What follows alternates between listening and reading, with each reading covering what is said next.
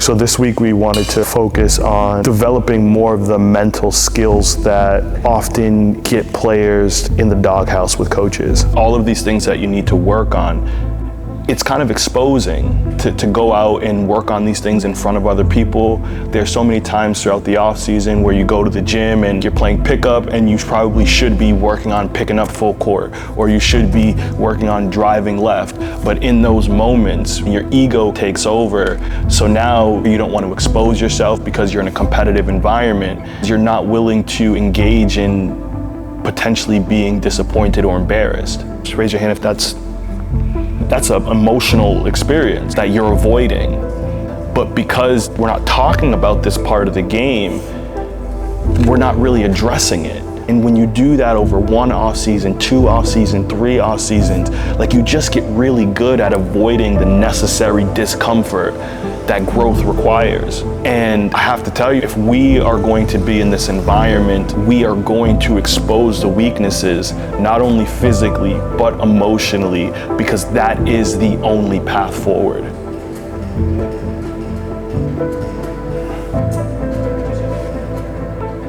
Coaches at a high level want to be able to trust players, and when they don't, it's nearly impossible to get the trust back, and it's so easy to lose it. And it just takes one major lapse or even minor lapse at the wrong time. And when everybody's tired, it's probably a big moment. That's when coaches need your attention, need your focus the most. And when you get labeled as a guy that can't provide that, that label typically stays on you and you get pushed to the side in those moments. And it's really hard to earn that back, because any lapse from that point is just confirmation of what they already thought.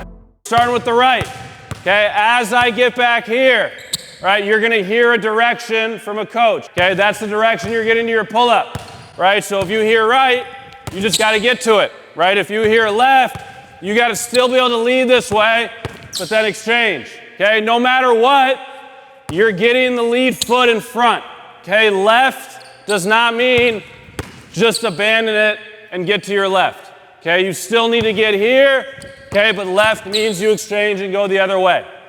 Left. Good, Ouija. Good, good. When you add variability to every rep, it keeps a singular focus of attention.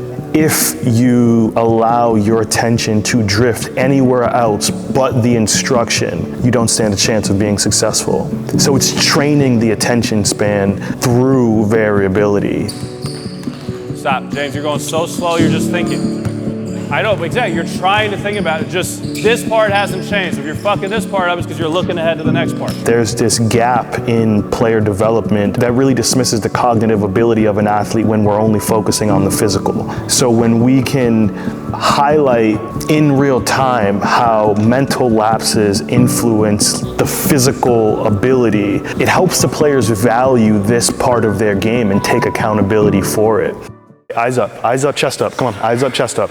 I know you guys are tired, right? Right now what we're gonna do is every time you get a read wrong, it's minus. It doesn't matter if you make it or miss it. Every time you get a read wrong, it's minus. What we're training right now is your focus through fatigue. Okay, you're thinking shot the whole time. So if you hear nothing from a coach, it's shot. If I go corner and I don't hear anything, it's shot, okay? Now the other variations are 1 means a mid-range pull-up. Okay, so if I get here and I get 1, I'm getting to that. Okay, if I hear 2, it's an escape dribble in whatever direction you came from. So if you hear 2, right, you're getting back uphill. Right, if I'm going corner and I hear 2, it's back this way, and if I'm coming here and I hear 2, it's back in the direction I came from. Everybody got it? You got to make 6 in 1 minute. I need you both to understand what it is that we're looking for with each of them. With Ouija. 3, 2, 1, go!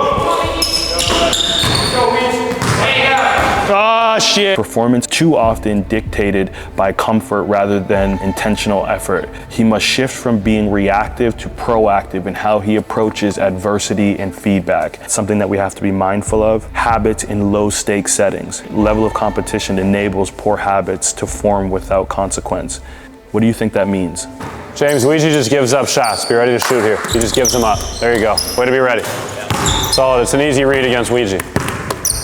I think when I'm here, I don't really think like anything that's gonna go wrong. I'm like lazy or like I don't do anything, but like in a game, I can't be lazy or else I'm gonna be on the bench or like get taken out and get in my own head. If your competitive motor is dependent on what players are in the room, if you're the best player on the team or not, you're gonna be inconsistent. Because when you get to the college level, and if you're not used to competing every day, you're gonna get burnt out. Just that level of intensity, that level of competition every single day, that wears motherfuckers down.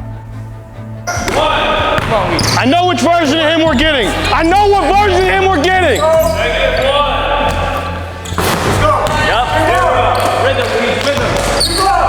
Rhythm won't save him. Hey, come on, man. Rhythm won't save him.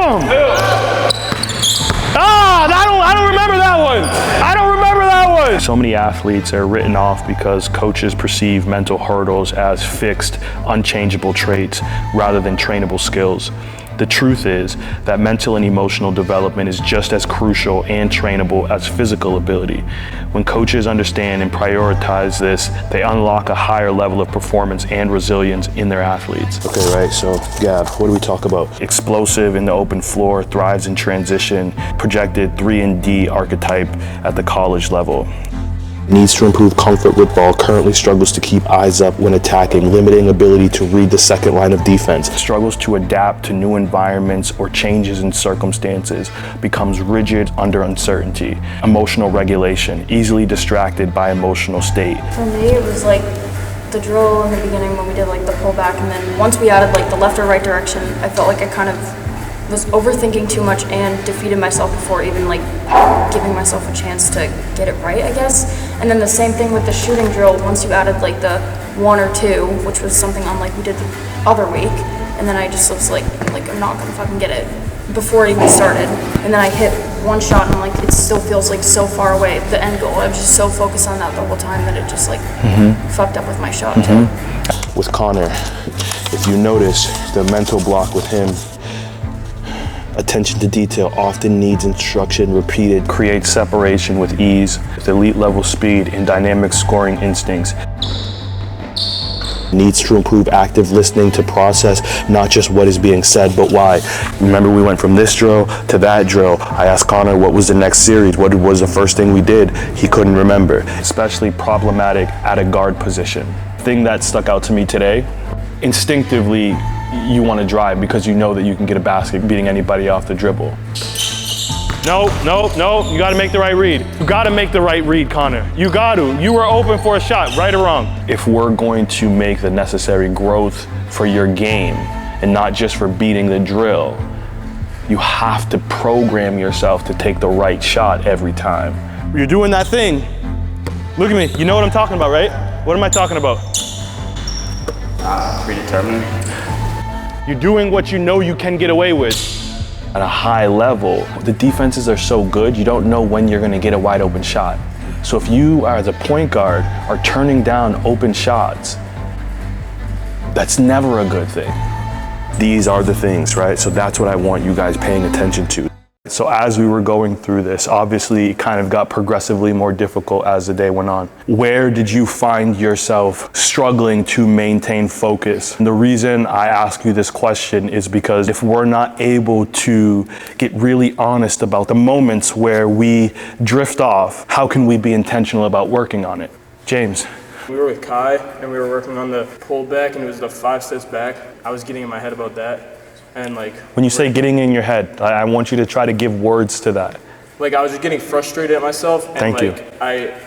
That was then holding me back from finding the fix to it. I was in my own head, so then I was like getting frustrated and not being able to work through it. I want you to try to be as descriptive as you can, right? It's very easy to say, I was in my own head. That could mean a million things. When you dig a little bit deeper, what you find is you were wrestling with frustration. Right? We have to give words to it so that we know exactly what we're addressing. You understand? What about you? Talk to me. Once we got on this side, all going at once, like after I had missed a couple of shots, like I started just like thinking about like everything I was going wrong. Like I noticed that my back was hurting, and I just couldn't get out of the negatives. Go check on Brady. Go check on Brady.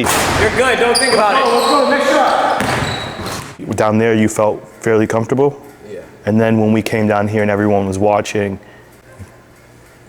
Yeah. Like I started feeling like that my back was hurting, and then like trying to make it like it's not my fault, kind of. tell me about that. Like I'm trying to pin it on that. Like I'm thinking too much about my back, and I should think more about my shot. What were you afraid of? What happens if you're accountable for missing? Like then you realize that it's like your fault. Okay. Okay. Really good job. Really good job. Really good job. Good job. Good job. Good job. Good job. Good job.